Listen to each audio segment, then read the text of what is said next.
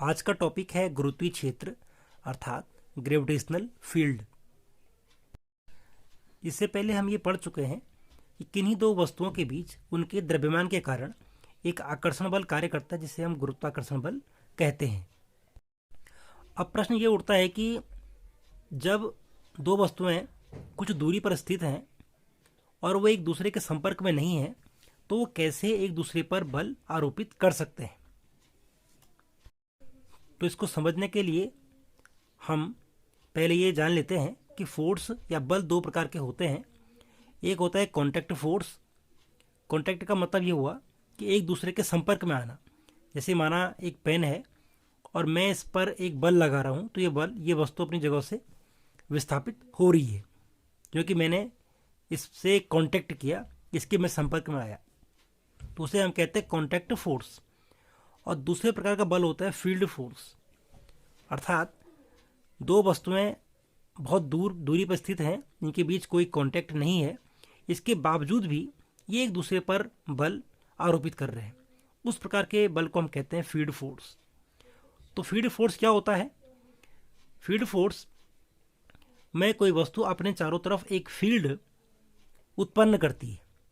तो जैसे माने कोई वस्तु है जिसका द्रव्यमान कैपिटल एम है, तो इसके चारों तरफ एक गुरुत्वीय क्षेत्र उत्पन्न हो जाएगा जिसकी चर्चा हम आज यहाँ पे करेंगे। तो गुरुत्वीय क्षेत्र के लिए सबसे पहले हम एक वस्तु लेते हैं जिसका द्रव्यमान कैपिटल एम है माना, और इसके चारों तरफ यह एक क्षेत्र उत्पन्न करता है और उस क्षेत्र की तीव्रता धीरे धीरे करके कम होती जाती है। और यदि किसी दूसरी वस्तु को हम इस क्षेत्र में रखें तो वो वस्तु गुरुत्वीय बल का अनुभव करती है, अर्थात वस्तु से दूर जाने पर गुरुत्वीय क्षेत्र में धीरे धीरे कमी आती है और अनंत पर जाकर उसका मान शून्य हो जाता है। और परिभाषा के रूप में हम कह सकते हैं कि किसी पिंड के चारों ओर स्थित वह क्षेत्र जिसके अंतर्गत स्थित अन्य पिंड या अन्य पिंडों पर इस पिंड का गुरुत्वाकर्षण बल क्रियाशील रहता है, उस पिंड का गुरुत्वीय क्षेत्र कहलाता है। अगला टॉपिक है गुरुत्वीय क्षेत्र की तीव्रता अर्थात इंटेंसिटी ऑफ ग्रेविटेशनल फील्ड। गुरुत्वीय क्षेत्र की तीव्रता को ज्ञात करने के लिए हम सबसे पहले एक वस्तु लेते हैं जिसका द्रव्यमान स्मॉल एम है और इस पर कुल बल ज्ञात करते हैं। तो बल कितना होता है? बल is equal to capital G capital M into small M upon R square. तो यह क्या है? यह एक किसी वस्तु पर बल की माप है। इसके पश्चात यदि हम उस बल में वस्तु के द्रव्यमान का भाग दे दें तो वह उस स्थान पर गुरुत्वीय क्षेत्र की तीव्रता व्यक्त करता है, जिसे हम कैपिटल आई से व्यक्त करते हैं, अर्थात I is equal to force upon small m. Small m क्या है? जो दूसरा पिंड हमने ले रखा है उसका द्रव्यमान है। तो ये कितना हो जाएगा? बल का मान है capital G capital M M upon R square और इसमें भाग देना है स्मॉल एम का, तो ये कैंसिल हो जाएगा। तो ये हमारे पास बचेगा I is equal to capital G M upon R square. तो यह क्या है? इंटेंसिटी यानी कि तीव्रता का सूत्र है। परिभाषा के रूप में हम कह सकते हैं कि गुरुत्वीय क्षेत्र के अंतर्गत किसी बिंदु पर गुरुत्वीय क्षेत्र की तीव्रता उस गुरुत्वाकर्षण बल के बराबर होती है जो उस बिंदु पर स्थित एकांक द्रव्यमान पर कार्य करता है। गुरुत्वीय क्षेत्र की तीव्रता का मात्रक क्या होगा? क्योंकि हम जानते हैं कि I इज इक्वल टू है F अपॉन एम। F यानी कि बल और बल का मात्रक होता है न्यूटन और मास यानी कि द्रव्यमान का मात्रक होता है किलोग्राम। तो ये हो जाएगा आपका न्यूटन पर केजी। तो गुरुत्वीय क्षेत्र की तीव्रता का मात्रक क्या हो गया? न्यूटन पर केजी। इसी पे आधारित एक प्रश्न है किसी गुरुत्वीय क्षेत्र में 11 किलोग्राम के पिंड पर 132 न्यूटन का बल आरोपित है। गुरुत्वीय क्षेत्र की तीव्रता ज्ञात कीजिए। तो यहाँ पर द्रव्यमान दे रखा है 11 किलोग्राम और बल है 132 न्यूटन। हमें ज्ञात करना है गुरुत्वीय क्षेत्र की तीव्रता। तो हमें सूत्र मालूम है I is equal to capital F upon M।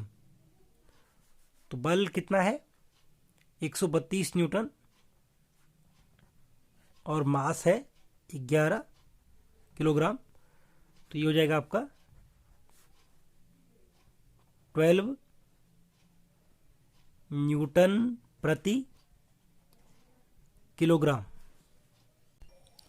अर्थात यदि किसी वस्तु पर जिसका कि द्रव्यमान 11 किलोग्राम है और उस पर 132 न्यूटन का बल लग रहा है, तो उस स्थान पर गुरुत्वीय क्षेत्र की तीव्रता कितनी होगी 12 न्यूटन पर केजी होगी। अर्थात 1 किलोग्राम की यदि वस्तु होगी, अगर वस्तु 1 किलोग्राम उसका द्रव्यमान है तो उस पर कितना बल लगेगा 12 न्यूटन का बल लगेगा। तो गुरुत्वीय क्षेत्र की तीव्रता के लिए हम एकांक द्रव्यमान पर गणना करते हैं कि एकांक द्रव्यमान पर कुल कितना बल आरोपित हो रहा है। एक और प्रश्न हम यहाँ पे लेते हैं कि 10 किलोग्राम के एक पिंड के गुरुत्वीय क्षेत्र के अंतर्गत इससे 6.6 मीटर की दूरी पर उत्पन्न गुरुत्वीय क्षेत्र की तीव्रता क्या होगी। इस प्रश्न में हमें एक वस्तु दी हुई है जिसका द्रव्यमान 10 किलोग्राम है और हमें इस वस्तु से 6.6 मीटर की दूरी पर गुरुत्वीय क्षेत्र की तीव्रता ज्ञात करनी है। यहाँ पर हमें दूसरी वस्तु का द्रव्यमान नहीं दे रखा है। तो हमारे पास सूत्र क्या है I is equal to F upon M, ये सूत्र है। और जहाँ पे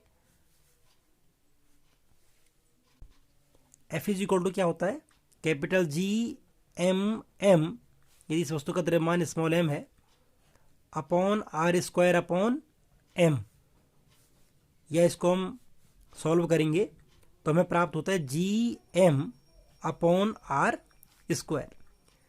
तो ये सूत्र हमने पहले भी समझा था, I is equal to GM upon R²। अर्थात तीव्रता को ज्ञात करने के लिए दूसरे वस्तु के द्रव्यमान की आवश्यकता नहीं है। तो यहाँ पर हम G का मान रख सकते हैं। Capital G is equal to होता है 6.67 into 10⁻⁻11 newton metre square upon KG square.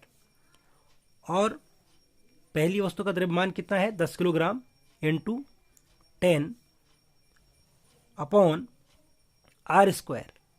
R की वैल्यू कितनी है 6.6, तो 6.6 का स्क्वायर। और इसको सॉल्व यदि हम करते हैं तो हमें इसका मान प्राप्त होता है 1.531 इंटू 10⁻⁻11 न्यूटन पर केजी।